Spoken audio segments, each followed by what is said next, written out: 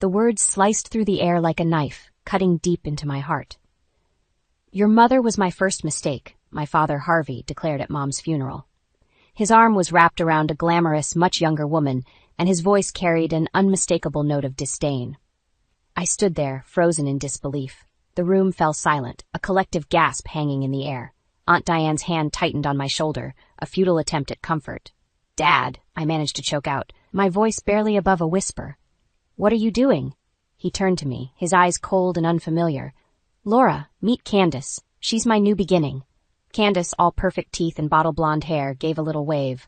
"So sorry for your loss," she cooed, not sounding sorry at all. I felt my blood begin to boil. "Your new beginning? At Mom's funeral?"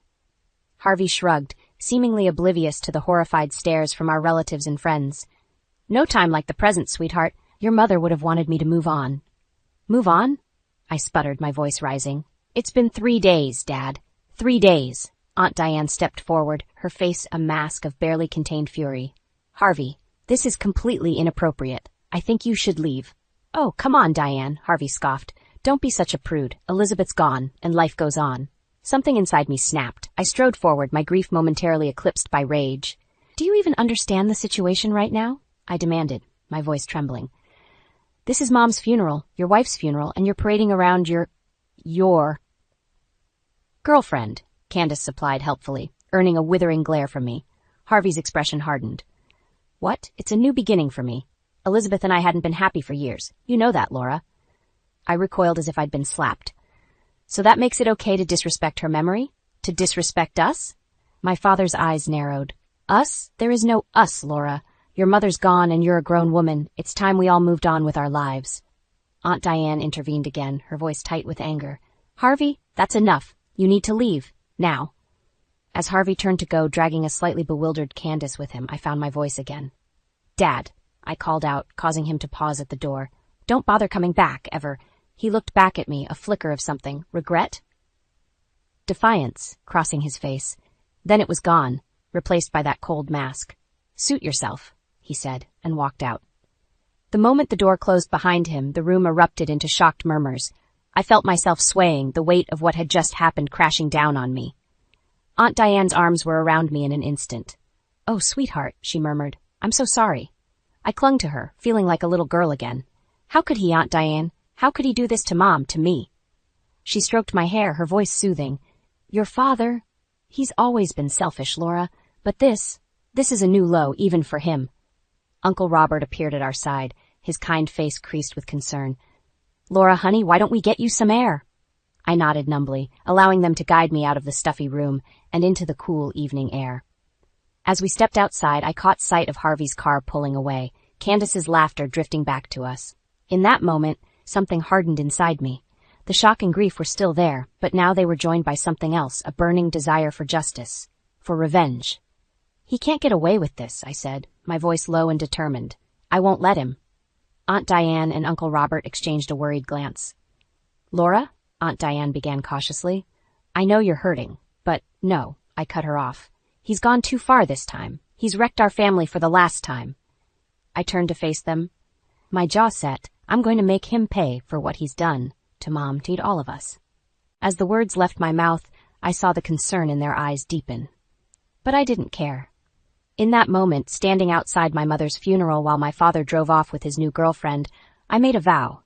Harvey Miller was going to regret the day he decided to betray us. And I, Laura Miller, was going to be the one to make sure of it. The boxes felt heavier than they should as I lugged them into Aunt Diane and Uncle Robert's guest room. Each one was filled with memories of a life I was leaving behind, a life that had shattered like glass at my mother's funeral. "Need any help, sweetheart?" Aunt Diane's voice floated up the stairs. "I'm okay," I called back, but my voice cracked, betraying me. Footsteps on the stairs, and then Aunt Diane was there, her arms around me. I melted into her embrace, feeling like a little girl again. "Oh, Laura," she murmured, stroking my hair. "It's okay to not be okay, you know."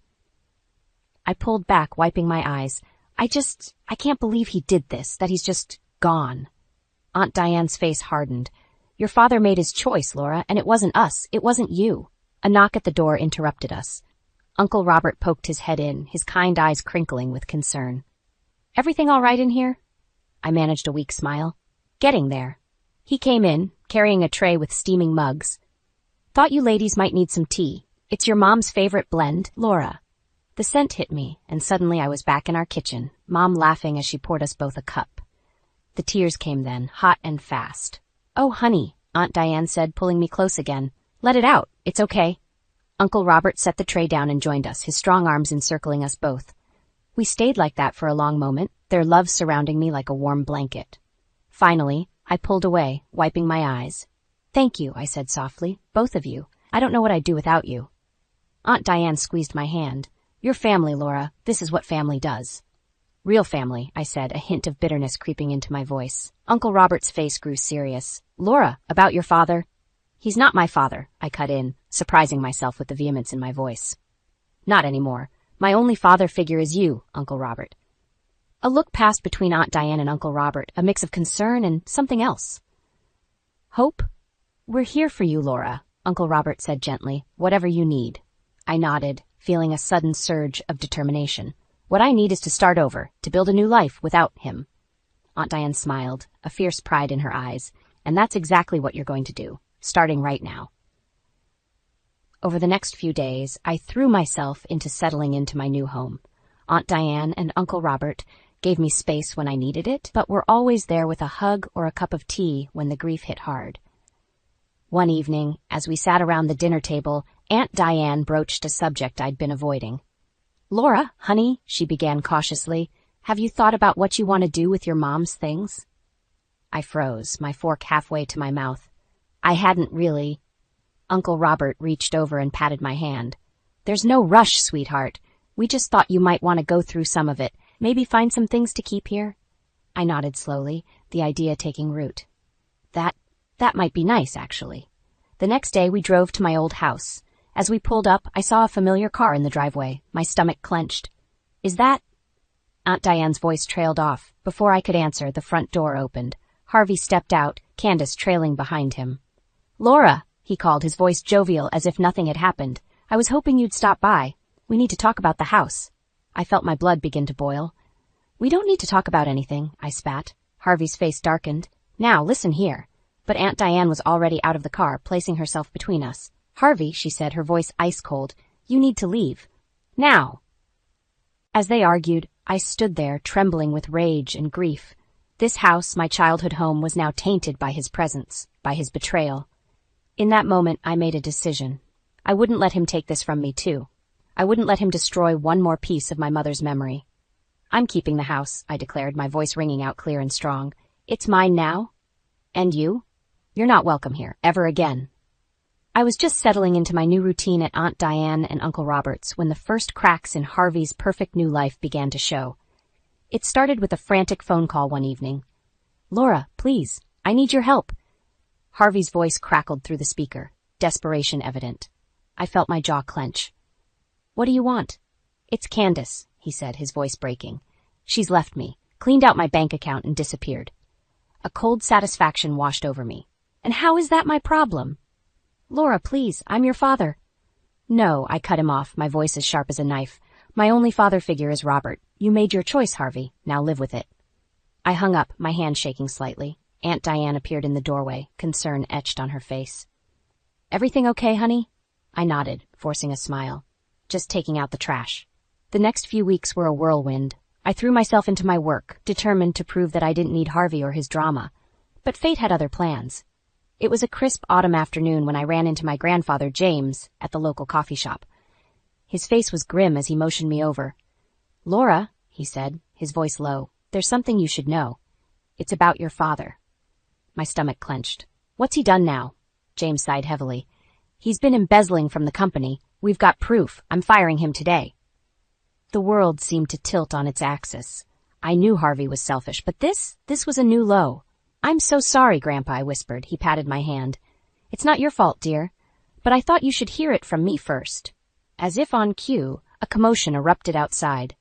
We turned to see Harvey being escorted out of the family business building across the street, his face red with rage. You can't do this to me, he shouted. I built this company. My grandfather stood, his face set in stone. Excuse me, Laura. I need to handle this. I watched as he strode across the street, every inch the family patriarch. Harvey, his voice boomed, silencing the growing crowd. You've been an embarrassment to this company and this family for far too long. It ends now.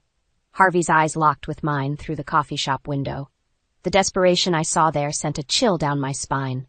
That night, as I recounted the day's events to Aunt Diane and Uncle Robert, my phone buzzed incessantly with messages from Harvey. Pleas for help, promises to change, threats of revenge, each more unhinged than the last. You need to block his number, Uncle Robert said firmly. I nodded, my finger hovering over the block button. But something stopped me. A morbid curiosity, perhaps, or maybe a lingering shred of daughterly concern. I want to see how far he'll fall, I admitted, surprising myself with the coldness in my voice. Aunt Diane and Uncle Robert exchanged a worried glance. Laura, Aunt Diane began gently, I understand you're angry, but revenge isn't the answer. I looked up at her, feeling a surge of determination. This isn't about revenge, Aunt Diane. It's about justice. For Mom, for me, for everyone he's hurt. As if to punctuate my words, a loud crash echoed from outside. We rushed to the window to see Harvey's car swerving down the street, thus narrowly missing parked vehicles. Oh my God, Aunt Diane gasped. He's drunk.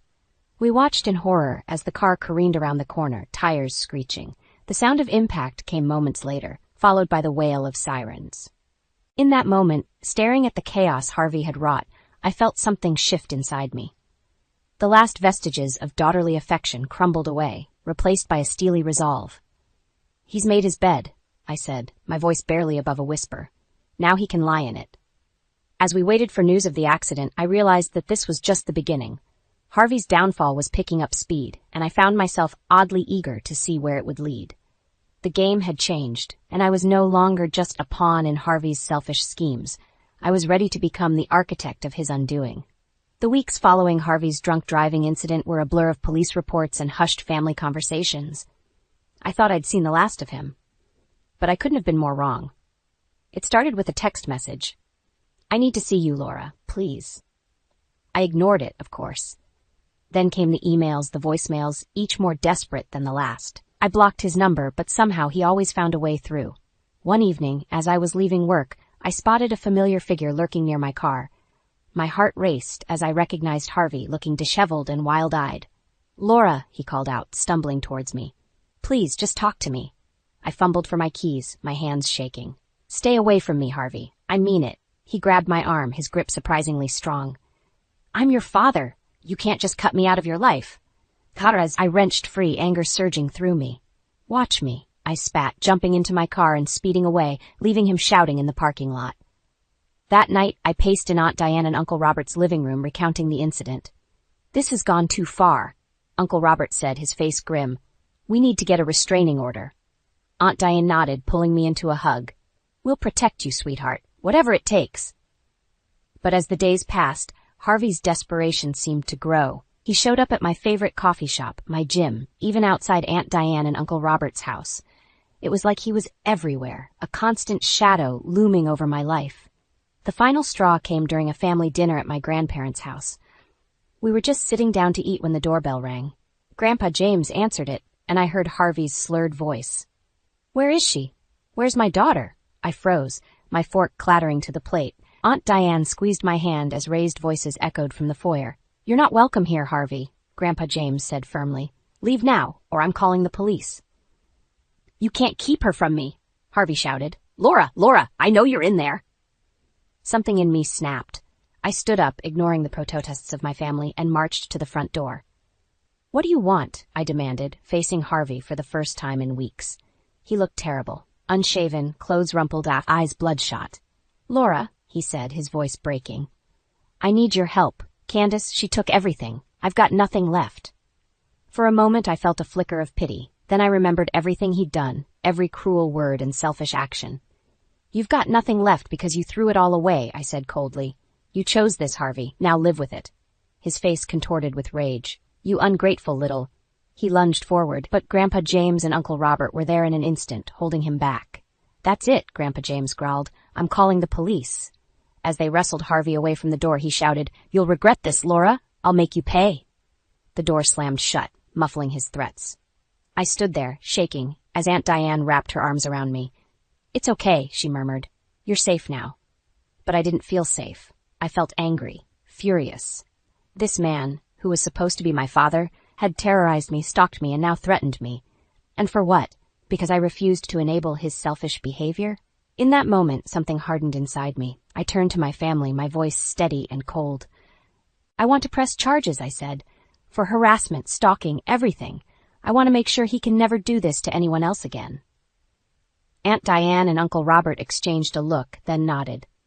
We'll support you, whatever you decide, Uncle Robert said. As we waited for the police to arrive, I felt a strange calm settle over me.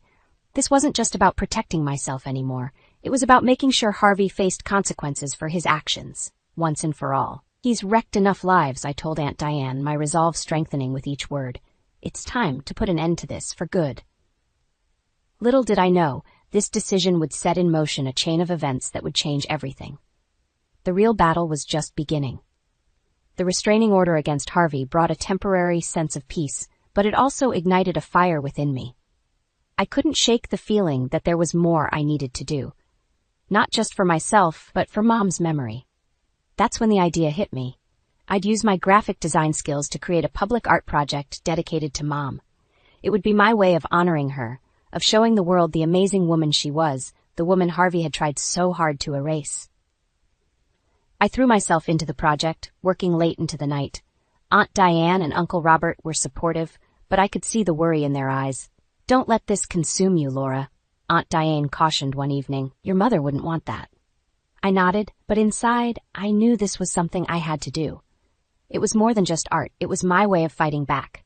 As the project took shape, it started to gain attention. Local newspapers ran stories, and soon, a reporter from the city's major news station reached out for an interview. The day of the interview, I stood in front of my creation, a massive mural depicting Mom's life, full of color and joy. The reporter, Sarah, smiled warmly as the cameras rolled. Laura, this is truly breathtaking, she said. What inspired you to create this? I took a deep breath, feeling the weight of the moment. My mother was an incredible woman, I began. She faced so many challenges, but she never lost her spark. This mural is my way of ensuring her light continues to shine. Sarah nodded encouragingly. And your father? How does he feel about this project? The question caught me off guard. I hesitated, then decided to be honest. My father, he's not a part of my life anymore. But my mother will forever be my inspiration. As soon as the words left my mouth, I knew I'd made a mistake. Harvey might be out of my life, but he was still out there, watching. And I just poked the bear. Sure enough, the next day as I arrived at the mural site to continue work, I found it vandalized. Red paint was splashed across Mom's face, and crude words were scrawled at the bottom. My heart sank as I read them. Lies and slander, HM. I fell to my knees, tears streaming down my face. All that work, all that love, destroyed in an act of petty revenge. But as I knelt there, something shifted inside me. This wasn't just about me anymore. It was about every person who'd ever been hurt by someone like Harvey, every child who'd had to watch their parent tear apart their family. I stood up, wiping my tears away. You won't win, I whispered, determination stealing my voice. Not this time. I called Aunt Diane, my voice shaking but resolute. I need your help, I said. We're going to rebuild this mural, bigger and better than before. And we're going to tell the whole truth, about Mom, about Harvey, about everything. There was a pause on the other end of the line. Then Aunt Diane's voice came through, strong and sure. We're with you, Laura, all the way. As word spread about the vandalism, something incredible happened. People from all over the community came forward, offering help, supplies, and their own stories of resilience. The project was no longer just about Mom. It had become a symbol of hope for everyone who'd ever faced adversity. Standing in front of the half-ruined mural, surrounded by volunteers eager to help rebuild, I made a decision. This wasn't just about exposing Harvey anymore. It was about reclaiming our narrative, about showing the world that love and community could triumph over cruelty and selfishness. Let's get to work, I said, picking up a paintbrush. As we began to restore the mural, I felt a sense of purpose I hadn't experienced in years. Harvey had tried to silence us, to erase our story. But with every brushstroke, we were writing a new chapter, one he couldn't touch. The battle was far from over, but for the first time I truly believed we could win. And I was ready to fight with everything I had. The night of the award ceremony should have been a triumph. My public art project had taken on a life of its own, inspiring others to share their stories of resilience. The local arts council was honoring me for outstanding community impact. It felt like a vindication of everything I'd been through, a sign that I was finally moving past Harvey's shadow. I stood at the podium, heart racing as I surveyed the crowd. Aunt Diane and Uncle Robert beamed from the front row, pride radiating from their faces. I took a deep breath, ready to begin my speech.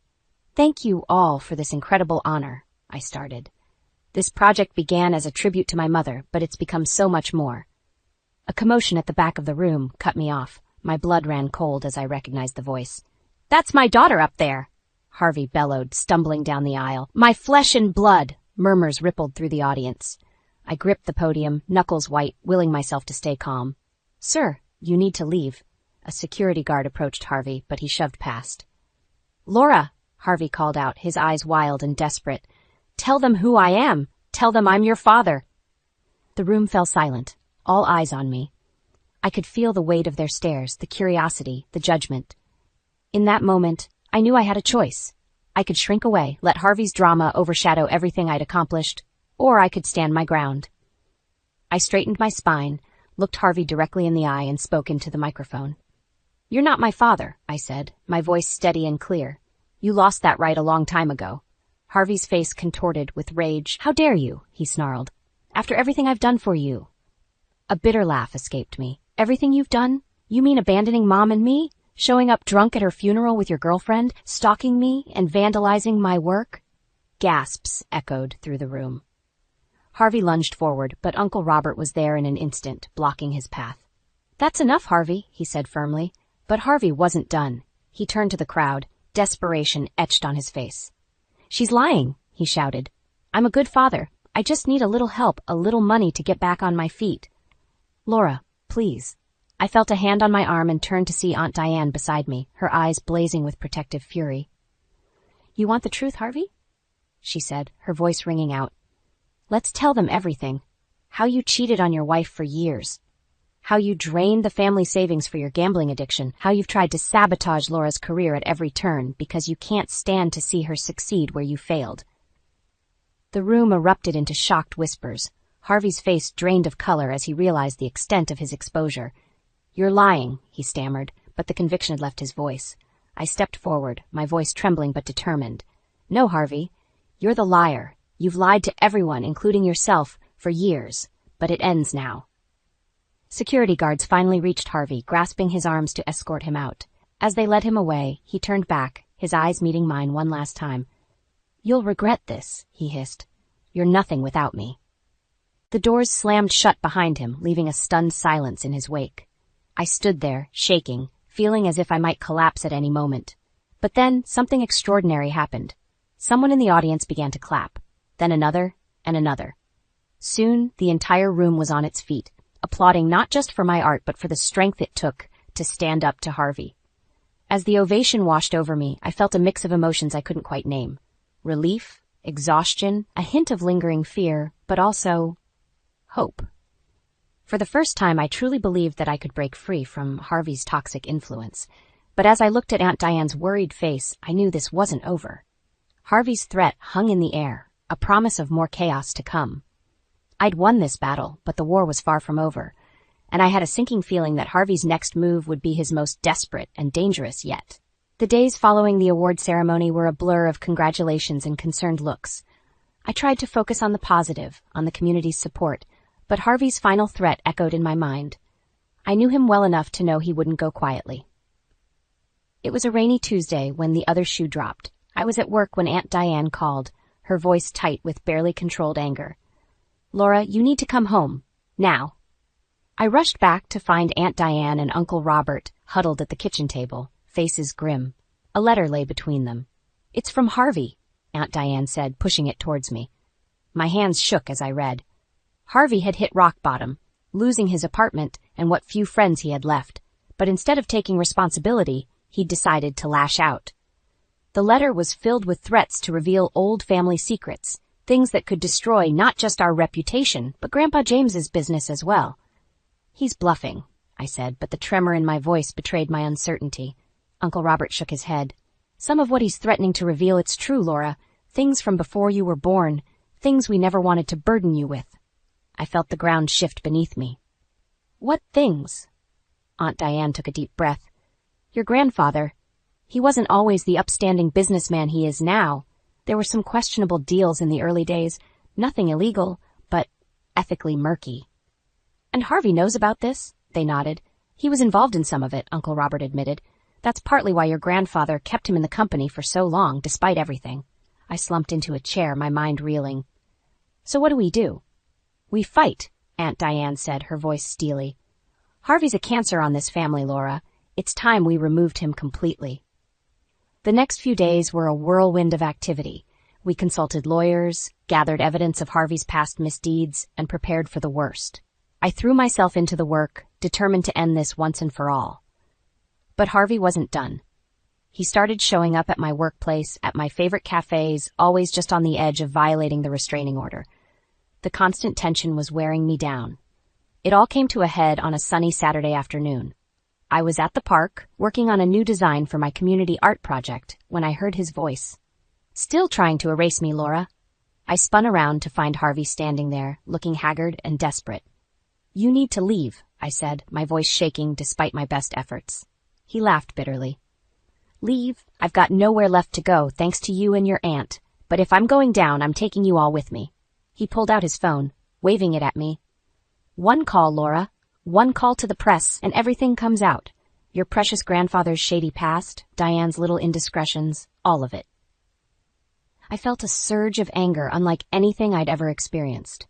This man, who was supposed to protect and love me, was threatening to destroy everything and everyone I cared about. You're pathetic, I spat. You think this will fix anything? Make anyone love you? His face contorted with rage. Love? I don't need love. I need respect. And if I can't have it, I'll settle for fear. He raised the phone, finger hovering over the call button. In that moment, everything seemed to slow down. I saw my whole life, past, present, and future, flash before my eyes. I thought of Mom, of Aunt Diane and Uncle Robert, of the community that had rallied around me. And I made a decision. Do it, I said, my voice steady and cold. Call them. Tell them everything, because when you're done, I'll still have a family who loves me. I'll still have a community that supports me. But you'll have nothing. Harvey's hand trembled, his finger still poised over the phone. We stood there, locked in a battle of wills, neither willing to back down. And then, just as he opened his mouth to speak, a voice cut through the tension. That's enough, Harvey. We both turned to see Aunt Diane striding towards us, her face a mask of determination. And behind her, to my shock, was Grandpa James. The final confrontation was about to begin, and I knew that no matter what happened next, nothing would ever be the same. The months following Harvey's final confrontation in the park were a whirlwind of legal battles and emotional upheaval. But as the dust settled, I found myself standing on the other side, stronger and more at peace than I'd ever been. Harvey, unable to face the consequences of his actions, had fled the state. His last-ditch attempt to blackmail the family had backfired spectacularly when Grandpa James decided to come clean about the company's past. It turned out that honesty and a commitment to change were more powerful than any scandal Harvey could have drummed up. As for me, I threw myself into my work with renewed passion. The community art project that had started as a tribute to Mom had blossomed into something much bigger. People from all walks of life were coming together to share their stories of resilience and hope. It was healing, not just for me, but for the entire town. One sunny afternoon, as I was putting the finishing touches on a new mural, Aunt Diane and Uncle Robert surprised me with a visit. Laura, honey, Aunt Diane began, her eyes twinkling with excitement. We have something to ask you. I set down my paintbrush, curiosity piqued. What is it? Uncle Robert cleared his throat, looking slightly nervous. Well, we know you're an adult and all, but we were wondering if you'd let us officially become your guardians. I blinked, stunned. But I'm 32. Aunt Diane laughed, a warm, rich sound that reminded me so much of Mom. We know, sweetie. It's more symbolic than anything, a way to make official what we already feel in our hearts. Tears welled up in my eyes as the full weight of their offer hit me. This was more than just a legal formality. It was a promise, a commitment to be the family I'd always longed for. Yes, I whispered, my voice choked with emotion. Yes, I'd love that. The day of the guardianship ceremony was also Aunt Diane and Uncle Robert's wedding anniversary. As we stood before the judge, I felt a sense of completion, as if the jagged pieces of my life were finally fitting together. After the ceremony, we gathered at home for a celebration. As I watched Aunt Diane and Uncle Robert laughing with friends and family, I slipped away to my room and retrieved a card I'd been working on for weeks. Taking a deep breath, I approached them. "Happy anniversary, Mom and Dad," I said, handing them the card. Their eyes widened at the words, and for a moment, no one spoke. Then Aunt Diane pulled me into a fierce hug, Uncle Robert's arms encircling us both. "Oh, Laura," Aunt Diane murmured, her voice thick with tears. "We love you so much." As I stood there enveloped in their love, I thought about the journey that had brought me here. The pain of losing Mom, the betrayal by Harvey, the struggle to find my place in the world. But through it all, I'd found something precious. A family bound, not by blood, but by choice and love. Later that evening, as the party wound down, I stepped outside for a moment of quiet reflection. The night air was crisp, stars twinkling overhead. I thought about Mom, hoping she could see how far I'd come. "I did it, Mom," I whispered to the sky. "I found my way." A gentle breeze rustled the leaves, and for a moment I could almost hear her voice, filled with pride and love. As I turned to go back inside, I caught sight of my reflection in the window. The woman looking back at me was stronger, wiser, and more at peace than I'd ever been. I realized that this wasn't just an ending, it was a beginning. Harvey's betrayal had nearly broken me, but it had also set me free. Free to choose my own family, to create my own legacy, to live life on my own terms. I stepped back into the warmth of the house, back into the embrace of my chosen family. Tomorrow, I'd wake up and continue working on my art, continue inspiring others with our story of resilience. But for now, I was content to simply be here, surrounded by love, finally and truly home. As I closed the door behind me, I knew that whatever challenges the future might hold, I was ready to face them. Because now, I had the strength of my past, the love of my present, and the hope of my future, all wrapped up in the family I had found and chosen. This was my happy ending and my new beginning all at once.